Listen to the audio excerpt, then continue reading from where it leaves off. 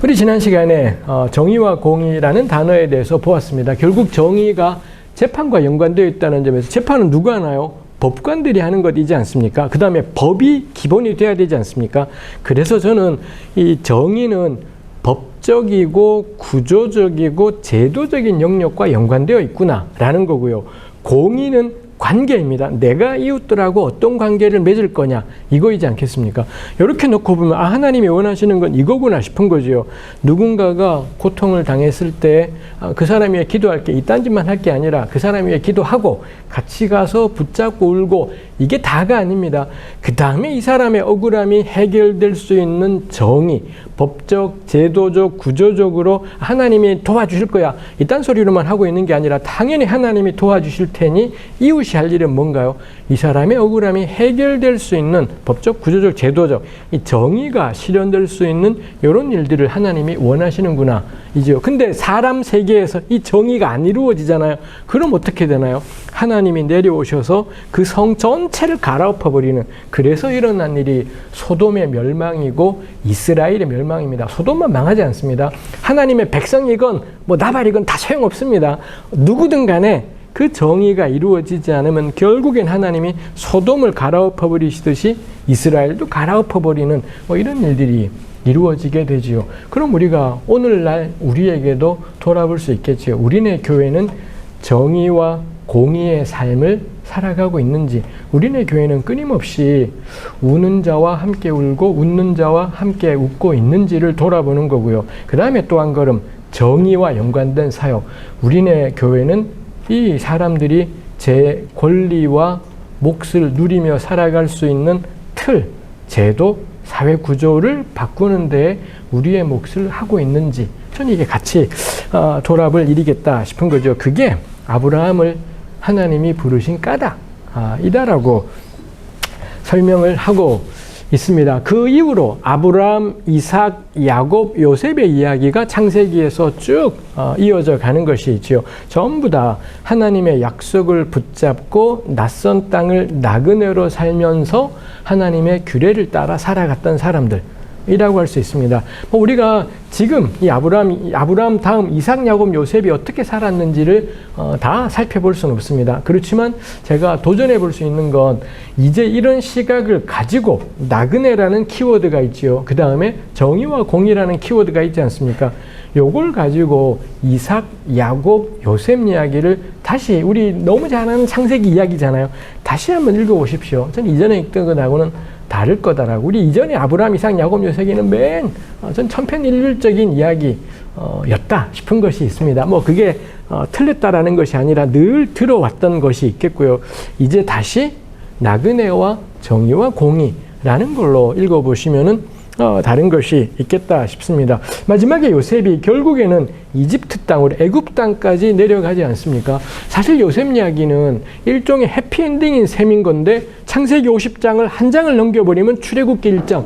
근데 그 애굽에 내려갔던 요셉과 요셉의 가족과 그 후예들이 어떤 시세가 됐냐? 종이 되었더라, 노예가 되었더라가 출애굽기 1장 내용에 나와 있는 걸 볼 수 있습니다. 해서 애굽에서 요셉이 총리가 되었다라는 건 이 결론이 아닙니다. 전 요셉 이야기가 교회에서 소모되는 가장 최악의 방식은 하나님께 순종하고 겁나 열심히 기도하면 하나님이 높이 세우신다.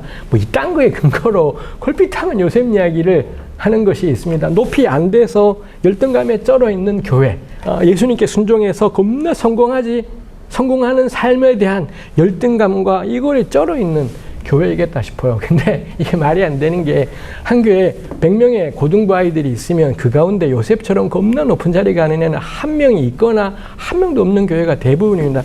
대부분의 우리 형제 자매들, 우리 지체들은 아마도 요즘에 우리 고등부나 청년부 형제 자매들은 거의 대부분이 비정규직 노동자인 채로 몇십 년의 세월을 살아야 될 겁니다. 그럼 요셉 이야기를 그딴 식으로 설교하지 마라 라는 거지요. 비정규직 노동자로도 하나님의 사람으로 살아가기. 내 평생에 그런 성공 출세 그딴 거 안 하지만, 못하지만 할 수 있으면 하면 좋겠어요. 저는 꼭 영상을 보시는 분들이 다들 성공하고 출세하시면 좋겠습니다. 그렇지만 나 성공하지 못해도, 나 출세하지 못해도 하나님의 사람으로 살아간다는 것, 정의와 공의를 내 평생에 내 마음에 간직하고 하나님의 사람으로 살아가는 것, 그건 누구든 걸어가야 되는 길이지요. 그리고 성경 자체도 그 총리 대신이 된 요셉 이야기 한 장만 넘기면은 이 애굽의 노예가 되어 있는 이스라엘로 시작을 하더라이지요. 출애굽 사건의 출발이 무언가요? 우리 출애굽기 2장에 보면 2장 마지막에 그런 구절이 있습니다. 출애굽기 2장 23절부터 25절입니다만 여러 해 후에 애굽 왕은 죽었고 이스라엘 자손은 고된 노동으로 말미암아 탄식하며 부르짖으니 그 고된 노동으로 말미암아 부르짖는 소리가 하나님께 상달된지라. 하나님이 그들의 고통 소리를 들으시고 하나님이 아브라함, 이삭, 야곱에게 세운 언약을 기억하셨더라. 뭐 이런 말씀들이 있죠. 들으시면서 느끼지만 고된 노동, 부르짖음이지요. 즉 애굽 땅에서 고된 강제노동으로 신음하는 노예들의 부르짖음, 그게 우리 하나님 여호와께서 애굽에서 놀라운 일을 행하시는 출발이지요. 참 특이한 게 23절에 여러 해 후에 애굽 왕은 죽었고, 이 이집트가 알렉산더의 세계, 이 헬레니즘을 시작한 알렉산더가 등장할 때까지 이집트는 당시 세계의 최강의 나라고요. 최강의 문명입니다. 나일 문명이라는 건 지금도 우리 서양 문명의 저 뿌리에 이집트, 고대 나일 문명이라는 게 고대 이집트 문명, 그 다음에 그리스 로마 문명, 이 두 가지가 서양의 기반이 된 것이 있지 않습니까? 그 쟁쟁한 동네가 고대의 이집트, 애굽이라는 겁니다. 근데 출애굽기는 여러 해 후에 애굽 왕은 죽었고 이 왕의 이름조차도 적어놓지는 않습니다. 이 왕의 이름이 뭔지 사실 출애굽기 1, 2장에 이름 등장하는 사람이 드문 모세가 등장하고요. 모세의 엄마가 있고요. 모세의 누이가 등장하고요. 그 다음에 이름이 등장하는 사람이 시브라하고 브아입니다. 이 히브리 산파들, 애굽 왕이 히브리 남자애 다 죽여. 그런데도 끝까지 그 아이들을 살렸더니 두 명의 산파들의 이름은 딱 등장을 하지만 애굽 왕, 이딴 인간들의 이름은 이름조차도 출애굽기는 언급조차도 하고 있지 않은 거죠. 해서 출애굽기는 지금 우리 시대 분들은 잘 아무 느낌이 없을 겁니다만 옛날에 왜 라틴 아메리카의 해방 신학 이런 게 있었고 우리 1970년대에는 이 민중 신학 뭐 이런 것들이 꽤 이 군사독재 시절이다 보니 꽤 사람들에게 설득력이 있던 시대가 있었습니다. 그때 그분들이 참 좋아하셨던 텍스트가 당연히 이 출애굽기이죠. 왜냐하면 노예들의 부르짖음을 하나님이 들으시고 왕을, 이 애굽을 박살내고, 우리로 치면은 제국주의 국가를 박살내고 노예들을 건져내서 삶의 주인이 되게 하시는 이런 거다 보니 딱 이 해방신학이나 민중신학의 가장 중요한 사건이 이 출애굽 사건이구나, 이러했겠다라는 게 납득할 만한 것이지요. 뭐 우리가 이거 본문 자체에서 이런 일들을 부정할 수가 없는 것이겠습니다. 그래서 출애굽기를 이야기할 때 저는 가장 처음에 둬야 될 게 신음하는 노예들의 부르짖음. 언제나 하나님은 여기에서 움직입니다. 사실 그 노예들의 부르짖음이 우리가 예수 믿게 된 출발이기도 하지요. 잘 나갈 때 예수 믿는 사람은 한 명도 없어요. 늘 바닥을 치고 내가 죽었구나, 나는 쓰레기구나, 나는 끝이구나. 그때 우리가 경험하는 게 하나님이 나의 구주시구나, 예수께서 내 구주시구나, 내가 십자가만이 나의 살 길이구나. 우리 그때 깨닫지 않습니까? 그 점에서 이 히브리 노예들의 부르짖음은 그 이후의 모든 하나님 백성들의 공통 경험이지요. 다만 그렇게 표현할 때 우리가 조심할 것이 이 히브리 노예들의 부르짖음을 가장 공고한 삶의 바닥에 처한 사람들의 이 하나님 경험으로 해석할 수 있지만 절대 빼지 말아야 되는 건 실제로 출애굽기에 나오는 이 사람들은 마음의 노예인 것이 아니라 정신적으로 죄로 인해 죽은 사람 정도인 것이 아니라 실제로도 노예였다라는 것입니다. 이 실제의 물질적인 환경, 자꾸 우리네 교회가 이거는 간과해요. 자꾸 영적인 걸로만, 정신적인 걸로만 성경을 풀어가다 보니 실제로 노예가 존재했는데 실제로 노예들의 노동 조건을 계속 가혹하게 바꾸는 이 못된 이 왕권이 존재했는데 이걸 자꾸 마귀로만 해버리게 되니 저는 현실에서 약간은 우리에게 가르침이 뜨게 되는 것이 있겠다 싶죠. 두 번째 출애굽기에서 뺄 수 없는 것이 모세이죠. 이 사실 꽤 오래전 유대인들로부터 이 처음 성경의 5권의 책은 다 모세의 이름하고 연관되어 있습니다. 근데 출애굽기는 모세가 어떻게 이 민족을 이끄는 지도자가 되는지를 보여주지만 동시에 출애굽기는 모세에게 지나친 빛을 쏟이는 말것을 곳곳에서 말하지요. 하나님이 모세를 부르셨을 때 모세가 여러 차례에 걸쳐서 거절하고 거부하고 이런 모습들을 보여주는 것이 있습니다. 그래서 우리가 모세에게 초점을 둔다면 두는 까닭은 뭔가요? 이 사람이 정말 이렇게 몇 번이나 하나님의 부르심을 거부할 정도로 바닥이었던 사람인 건데, 근데 그런 사람이 마침내는 자기의 능력, 자기의 한계에 머물러 있는 게 아니라 하나님의 부르심을 따라 일어났어요. 그러자 이 사람이 하나님의 크고 놀라운 일에 쓰임받게 되었더라 이지요. 그래서 모세의 이야기는 모세 같은 대단한 사람에 초점이 있는 것이 아니라 그 누구든 자신의 한계에 머물러 있지 않고 하나님의 부르심을 따라 나서게 될 때 그를 통하여 크고 놀라운 일이, 이런 점에서 우리가 모세에게 주의할 필요가 있겠지요. 그 다음에 출애굽 사건의 또 하나의 키워드는 10가지 재앙이라고 할 수 있겠습니다. 10가지 재앙, 나일강이 피로 바뀌는 재앙부터 시작해서 마지막 애굽의 모든 처음 난 것들이 다 죽는 재앙에 이르기까지 10가지의 재앙이 차례대로 등장하는 것이 있지요. 근데 10가지 재앙을 우리가 곰곰이 보면 겁나 규칙적으로 배열되어 있습니다. 10이라는 숫자는 333, 그리고 마지막에 하나, 이렇게 되겠습니다만, 제가 나눠드린 강의 안에도 적어두었지만 첫 번째, 네 번째, 일곱 번째 3으로 나누어서 나머지가 1인 숫자들 1, 4, 7 재앙들 같은 경우는 아침에 모세가 바로한테 나갔다. 아침이라는 게 꼭 있고요. 바로한테 가서 너 인생 그따위로 살지 마라. 안 그러면 큰일 난다. 근데 바로가 개무시, 재앙. 이렇게 되는 거고요. 이게 1, 4, 7 재앙들이고 3으로 나누어서 나머지가 2인, 2, 5, 8.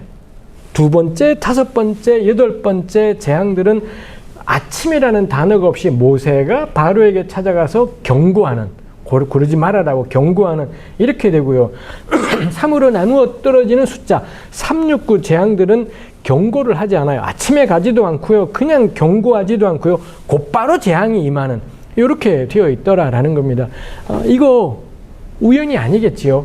1, 4, 7은 아침에 가고 2, 5, 8은 그냥 모세가 경고하고 3, 6, 9는 경고 없이 바로 재앙이 임하고, 이 10가지 재앙 본문이 다듬어졌구나. 이분이 그냥 감동 오는 대로 일필위주로 쫙 써내려간 게 아니라 쓴 다음에 다시 퇴고하고 다듬고 손질하고 문학적으로 잘 적절하게 대응되는 모습들을 갖추도록 잘 손질되고 조절되고 다듬어졌구나라는 것을 우리가 알 수가 있지요. 창세기 1장에 이 7일간의 천지창조 역시 우리 지난번에 얼핏 했지만 잘 다듬어져 있는 작품이고, 여기도 역시 그렇게 잘 다듬어져 있다라고 할 수 있겠습니다. 결국 10가지 재앙을 통해 말하고 싶은 건 뭔가요? 아직까지도 근데 어떤 학자들 가운데는 이런 재앙이 실제로 일어났다 라는 이 겁나 보수적인 구약학자들이 있고요.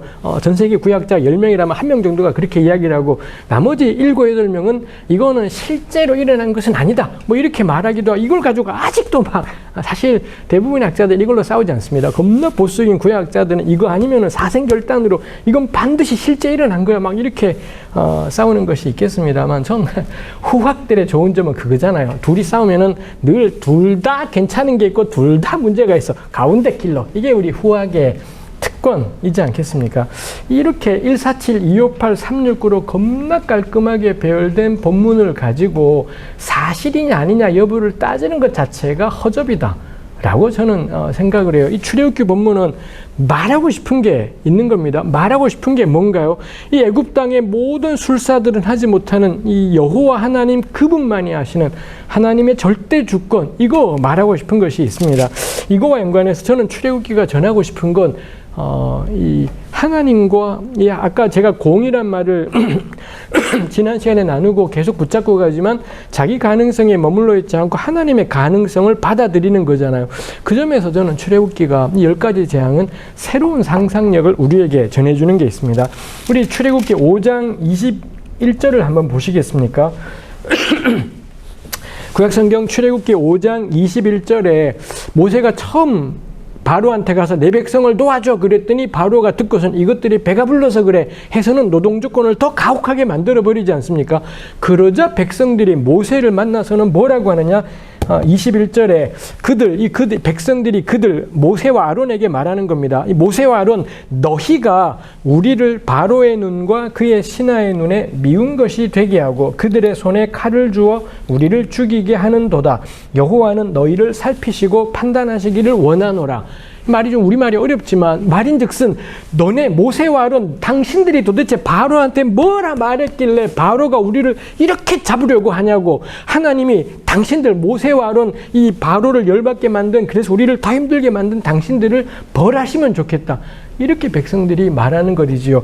여기 여호와는 당신들을 심판하시기를 원한다 라는 걸 볼 때 이 백성들도 여호와를 알고 믿게 된 겁니다. 근데 우리 이 구절을 보면 기가 막히는 건 뭔가, 그러면 그 하나님 보고 바로 죽이라고 하라고, 그 하나님 보고 이 하나님 모세 혼내주세요가 아니라 하나님 저 바로를 죽여주세요, 그렇게 기도해야 되는 게 맞지 않습니까? 근데 애굽에서 몇백 년을 노예로 살다 보니 어떤 게 생겨버렸습니까? 이건 못 바꾸는 거예요. 바로는 고정값이 상수가 되어버린 겁니다. 겁나 예수를 믿고 겁나 하나님을 믿어도 이 망할 놈의 정치 권력, 지금 존재하는 현존하는 질서는 손도 못 대는 것. 이거는 바꿀 수 없고 이거는 고칠 수 없고. 그럼 신앙이 하는 역할은 뭔가? 이 바꿀 수 없는 질서 속에서 이 윗사람에게 인정받고, 어느 직장 가더니 직장 상사에게 인정받고 존중받고 실력을 인정받아서 더 높은 자리로 가는 것, 좀 더 나은 삶으로 바뀌는 것, 이게 하나님의 능력이라고 생각을 하고 있더라이죠. 이게 무서운 것입니다. 제국이 왜 무서운가요? 우리 일제처럼 막 억압하고 착취하고 이것도 무섭지만, 문제는 일제 36년이 지나면서 우리의 생각 속에 노예 근성이 생기는 것이지요. 그래서 이거는 못 바꾸겠구나, 이거는 내가 건들 수가 없겠구나. 그럼 그 안에서 결국 이 5장 21절은 명확해요. 여호와는 바로 미친 겁니다. 여호와 하나님은 바로의 밑에 있고, 그래서 여호와는 기껏 하시는 일이 이 바로에게 우리 이스라엘에 대한 좋은 마음을 품게 해서 좀 노동 조건을 경감시키고 월급을 좀 더 주고, 이런 정도가 여호와의 역할이다라는 겁니다. 그거에 대해서 이제 그 다음부터 일어나는 10가지 재앙은 여호와야말로 바로를 통제하는 사람이라는 것, 여호와야말로 애굽 전역의 유일한 주권자이시고 온 땅의 하나님이시라는 것. 그 점에서 여호와 하나님을 신뢰한다라는 건 새로운 상상력인 겁니다. 바로가 정점이 아니라는 것, 지금 존재하는 게 결코 영원하지 않을 거다라는 것, 그거를 계속 생각하게 하는 것이지요. 그 점에서 오늘 우리한테도 돌아볼 만한 일이지 않겠습니까? 우리네 교회에서 예수 믿는 신앙이라는 게 정말 그런지, 새로운 상상력이 되는 건지, 아니면은 우리네 교회에서도 여전히 신앙이라는 게 있는 거는 바꿀 수가 없고, 그 존재하는 세상에서 우리 교회 청년들이 좀 더 잘 되는 것, 당연히 저도 역시 청년부 교역자로서 우리 교회 청년들이 더 나은 직장을 얻게 되기를, 능력들을 인정받게 되기를 늘 기도하는 것이 있습니다. 그렇지만 저는 출애굽기를 읽을 때마다, 그리고 이 5장 21절에 맞닥뜨릴 때마다 돌아보게 돼요. 내가 길들여져 가는 것은 아닌지, 우리가 길들여져서 이 체제는 바꿀 수 없다라고 생각하고 지금 존재하는 건 뒤집을 수 없을 거라고 생각을 하고 그 안에서 살아가자를 나도 모르게 그러는 것은 아닌지. 저도 이제 나이가 들어가면서 점점 더 나이 들면 이상하게도 다 보수화돼요. 있던 곳에 계속 있으려고 하고 하던 걸 계속 하려고 하는 것이 있습니다. 문제는 뭔가요? 그럴 수도 있겠지만 문제는 상상력 자체가 제한되어 버리는 거예요. 다른 걸 상상할 수가 없는, 그럼 이제 맨 고세계 속에서만 머물게 되는 것이 있습니다. 전 더 이상 상상하지 않게 되면 늙은 거다, 제 스스로에게는 그런 마음을 가져요. 우리 이 강의에 이번 학기에 참여하시는 분들은 어떤 미래를 상상하십니까? 여러분들에게는 당신 꿈이 뭐예요? 묻는 사람이 있습니까? 우리 중등부, 고등부 아이들에게는 꿈이 뭐냐를 물어보지 않습니까? 대학생한테도 꿈이 뭐냐 물을 것 같아요. 언제부터 사람들이 당신 꿈이 뭐예요를 안 물어보게 될까요? 물어보려다가도 꿈이 뭐 물어보려다가도 없을 것 같은 나이. 몇 살부터인 걸까요? 더 이상 저는 근데 꿈을 꾸지 않으면 늙은 거라고. 이 변화될 미래, 새로운 세상에 대한 기대가 사라지게 되면 그때부터 뭐 하나 이제 꼰대 소리 하면서 훈계나 하면서 뭐 이렇게 되는 거죠. 그래서 이 10가지 재앙이 저는 우리에게 이야기하는 게 새로운 상상력 이라고 우리 표현해 볼 수 있겠다 싶은 거죠. 그렇게 해서 결국 출애굽을 하게 됩니다. 이 출애굽기의 또 하나의 어려움들은 역사적인 고증이 불가능하다라는 겁니다. 도대체 이 사건이 언제 일어났는지를 확정을 할 수가 없어요. 가령 우리 구약성경에 특히 오경, 창출내면신 5권의 책은 대체로 보수적인 학자들과 비평적인 본문을 따지는 비평적인 학자들 사이에 전선이 첨예하게 갈라져 있습니다. 근데 이 전선이 엉켜버리는 거의 유일한 데가 어디냐? 출애굽의 연대입니다. 이 출애굽이 정확히 언제 일어났겠냐? 확정해서는 누구도 말 못하고 추측으로도 이게 합의가 안 돼서 뭐 보수적인 학자라고 이걸 지지하고 비평적인 학자라고 저걸 지지하냐? 그렇지 않습니다. 이거는 보수와 비평을 넘어서 이게 확정이 안 돼요. 대체로 구약학자들은 주전 15세기에 출애굽 사건이 일어났다라고 보는 이들이 있고요. 보수적인 학자도 있고 비평적인 학자도 있고 주전 13세기경에 이 사건이 일어났다라고 보는 보수적인 학자들이 있고 비평적인 학자들이 있고 이렇습니다. 이 두 개는 조화되지 않고 합의되지 않고 아직도 결정되지 않고 대중적인 견해는 주전 13세기입니다. 우리 영화 10개라든지 그 다음에 뭐 벌써 10여 년 됐나 이집트 왕자라는 애니메이션도 그렇고 대체로 이런 대중적인 견해는 주전 13세기 출애굽서를 따라서 영화가 제작이 되고 배경이 되어 있지만 요거 저 개인적으로 저는 주전 13세기가 좀 더 타당하지 않을까 싶은 것이 있지만 뭐 이거는 확정할 수는 없는 일이죠. 이것만이지 않습니다. 홍해가 어디다냐도 아직도 몰라요. 홍해가 어딘지를 모르죠. 우리 개혁성경이 홍해, 이 붉은 바다라고 했지만 거기에 쓰여 있는 히브리 말은 이 갈대 바다에 해당하는 히브리어가 쓰여 있습니다. 왜 갈대 바다를 이걸 서양 사람들이 어느 시점에 가서 홍해라고 그렇게 레드시라고 영어 성경들이 번역을 해버린 것. 입니다. 히브리 말에 원래 레드시가 쓰여 전 히브리 말로는 갈대 바다가 쓰여 있던 것이 어느 시기에선가 레드시라고 영어로 그렇게 했고 그리고 한글 성경에 와서 홍해. 근데 우리 지도책을 지금도 펼치면 홍해라는 데가 딱 나오지 않습니까? 거길 거라 생각하지만 전혀 구약 성경은 이 갈대 바다라고 말했지 홍해라고 말하고 있지는 않다라는 점에서 이 바다가 정확히 어디인지를 알 길이 없는 상황. 이지요. 이거 참 어려운 것인 거겠습니다. 그 다음에 또 어려운 것은 시내산의 위치이지요. 이 시내산이 겁나 중요한 산인데 근데 모른다라는 겁니다. 시내산이 지금 우리 이스라엘과 이집트에 여행을 가면 시나이 반도가 있지 않습니까? 시나이 반도에 가면 예벨 무사라는 산이 있습니다. 대체로 우리네 교회 전통은 거기가 시내산이라고 하지만 전혀 확인되지 않고 확정할 수 없고 논증할 수도 없는 것인 거고요. 극단적인 견해로는 아라비아 반도의 어딘가에 시내산이 있다. 뭐 이런 견해가 있기도 하고 대체적으로는 시나이 반도에 있는 예벨무사 거기가 시내산일 거다 하고 이스라엘 여행 가면 다 거기에 갔다 와서 나 시내산 갔다 왔다. 뭐 이렇게 이야기하지요. 뭐 완전히 틀렸다고는 할 수는 없지만 여전히 확정하기는 어렵고 이 확정하기 어려운 까닭은 본문이 어렵기 때문입니다. 출애굽기랑 민수기, 신명기를 이 구약을 다 봐도 시내산의 위치가 모호해요. 가령 이 모세가 이집트 사람을 죽이고 도망쳐서 미디안에 가지 않습니까?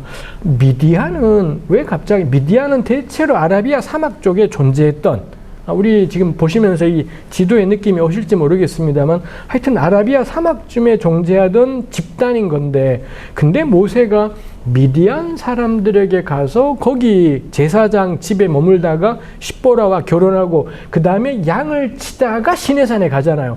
근데 거기로부터 그 시나이 반도의 예벨무사는 양떼 데리고 갈 거리가 아니기 때문에 이게 간단하지가 않은 분명히 출애굽기의 분위기상으로는 미디안에서 아주 가까운 뭐 그런 데일 것 같은데 라는 것입니다. 해서 학문을 하는 사람들은 별 수 없이 이 문제를 가지고 앞으로도 계속 명확해질 때까지는 논쟁들이 있겠다 싶습니다만 저는 이게 뭐 우리의 관심이 될 수는 없겠다 싶은 것이 있고요. 다만 하나 시내산에서 우리가 주의할 건 있을 것 같습니다.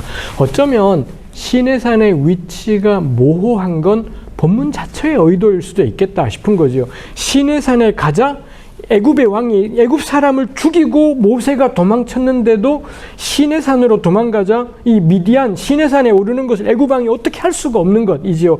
그 다음에 이 시내산은 미디안 제사장하고도 크게 상관이 없는 모세가 양떼를 몰고 가다가 가게 된 곳이 시내산이었더라는 겁니다. 그 점에서 출애굽기가 전하고 있는 시내산은 이집트로부터도 미디안으로부터도 상관없는 없던 곳이다라는 거지요. 그렇게 볼 때 어쩌면 이 시내산의 위치를 본문 자체가 모호하게 처리하고 있다라는 건 이 시내산은 통제 바깥에 있는 곳이구나. 어디에도 통제되지 않고 속해 있지 않는 곳. 그리고 모세가 시내산 올라갔을 때 그 떨기나무 가운데 타오르는 불꽃을 경험하지요.